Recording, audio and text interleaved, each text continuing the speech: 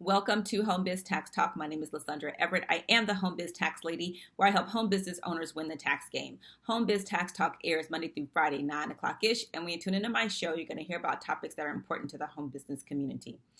So over the last few days, I've really been doing a series based on the lessons I've learned after the passing of my mother. We buried my mom July 12th. And so all of the, she had a terminal illness. And so what I'm doing is really sharing with you all the things that I've learned throughout this time that I think that I really hope will spark conversations in your families, whether you are the aging parent, if you are, perhaps the child may have to deal with your parents' affairs, or whatever, is that, and even if you don't feel like you're going to die tomorrow, this really is a conversation to be had now. And really, it's not something that you sleep on, essentially. This is not something that you really sleep on.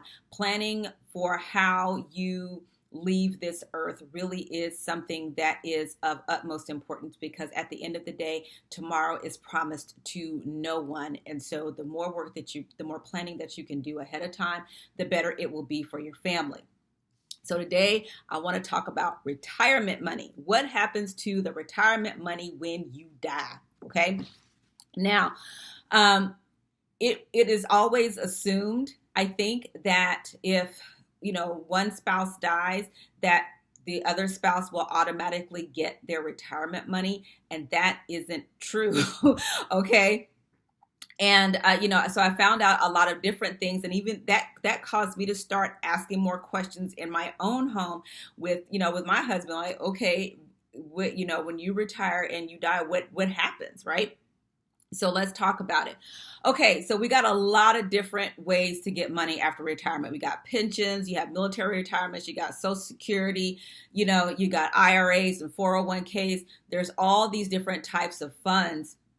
And the question is, what happens to them? So first, let's start with the pension. We're talking about a traditional pension. I don't know of any company that has a traditional pension, from, maybe 30, 40 years ago.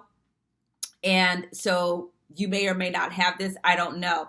But, the funniest thing for me, as when it comes down to stories about pensions, is with my grandparents. And my grandfather retired from Firestone. And he and my grandmother was still married. My grandfather lived into his 90s, and my grandmother outlived him a few years. So Firestone was paying a long time, okay? Because with that pension, even though my grandfather died, those pension funds then went to my grandmother, okay? So yes, Firestone, y'all was paying for a really long time for my grandparents. But I don't think companies have that traditional pension anymore. People have really starting to move towards the 401Ks and IRAs for retirement versus the pensions. Okay. Then let's talk about military retirement. Of course, that is near and dear to me. But again, my mother was a veteran. She served 21 years in the military.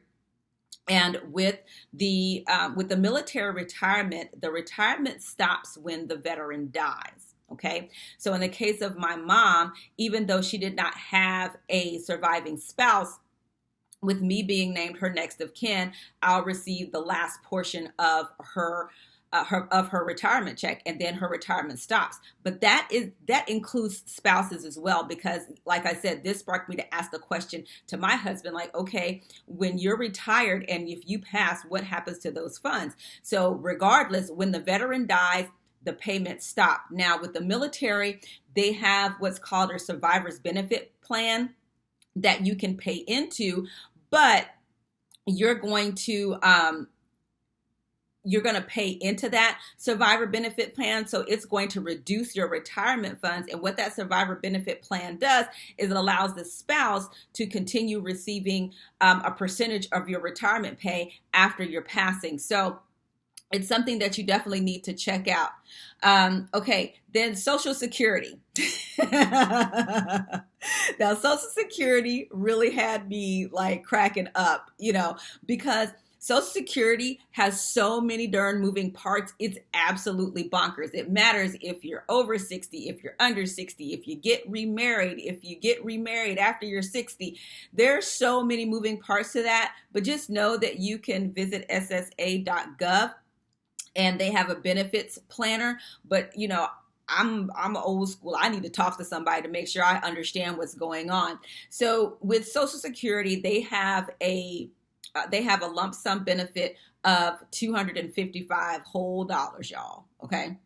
Now, there's also a monthly survivor benefits plan, but how you qualify for that plan, again, it is based on all of the darn moving parts, okay? The being over 60, under 60, if you get married, if you're over 60 and you get remarried, if you're, woo.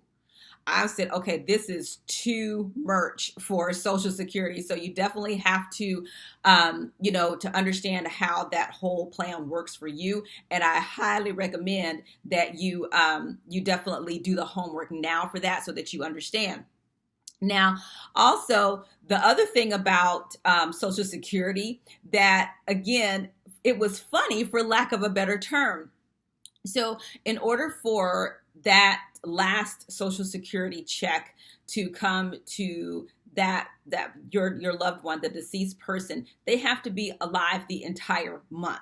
And when I say the entire month, I mean if you die on July 31st at 11:58, then you're not entitled to that Social Security payment. Social Security will go back and recoup that payment. You have to be alive until August 1st, and in order for you to receive your July payment. Okay. That was some craziness to me. So yeah, it really does matter if that person is alive the entire month versus a portion of the month. If it ain't the whole month and they've already processed that payment, they're going to come back to get it. Okay. But understand that for business owners, your self-employment tax, this is what goes to your Social Security and Medicare. So as much as we don't like to pay taxes, this is where your self-employment tax goes. Am I telling you to go and run up, and pay this huge self-employment tax bill? No, I'm just telling you this is where your money goes, to your Social Security. So even though, people cry and whine about paying Social Security and Medicare, but when people get old, they want their Social Security. You can't have it both ways. Okay. So you have to pay into that. But the thing about it is, and the takeaway that I want you to have from this is to really sit down with your benefits person, whether it's at your job, if you have a financial planner, all that. You really need to sit down with these people to find out what happens to the money in the event that one spouse dies. Okay. Because at the end of the day, that spouse that is still here on this earth still has to live. They still got to eat. They still got to pay, whether it's mortgage, whatever, they still got to live. It takes money to live. So you need to know what's going to happen to that.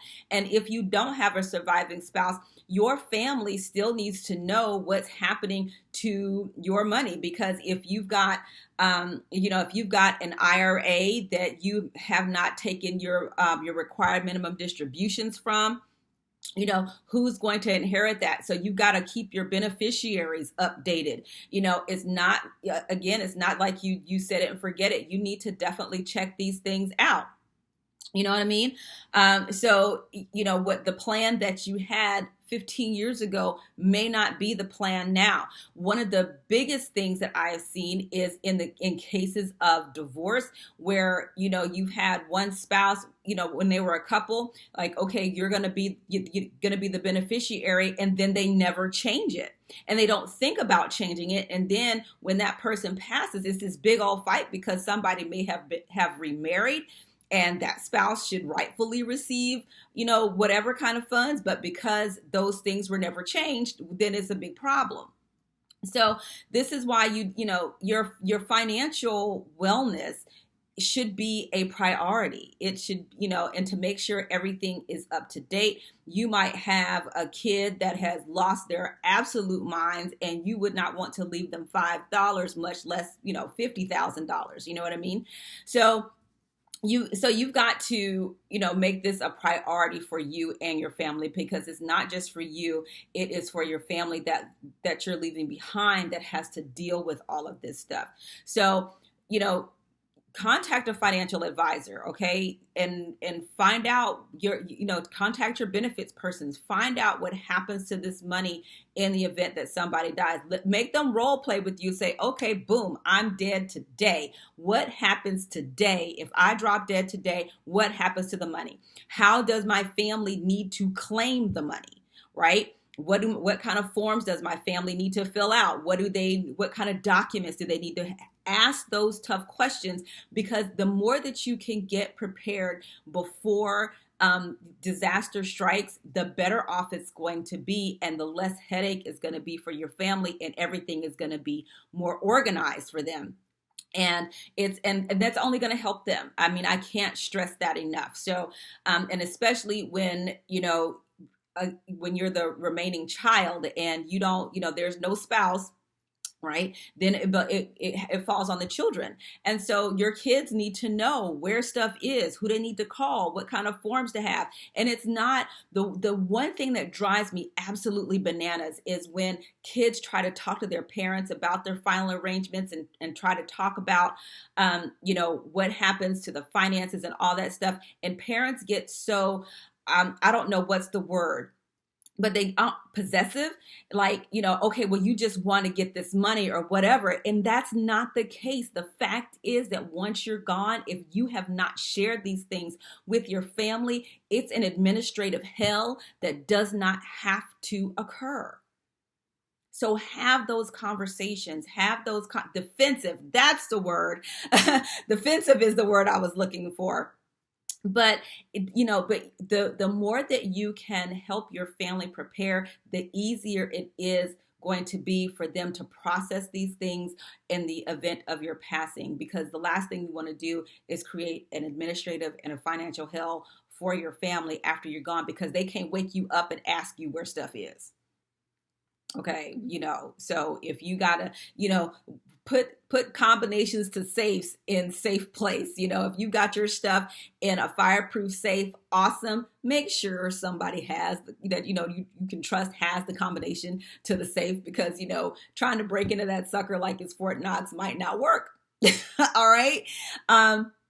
So yeah, that's the biggest takeaway from all of this, from these videos. And I want you to learn to, like I said, to have these conversations, to plan, to, so that you can be prepared, because the last thing that you want to do is to be in a grieving state, but also trying to figure out finances and stuff.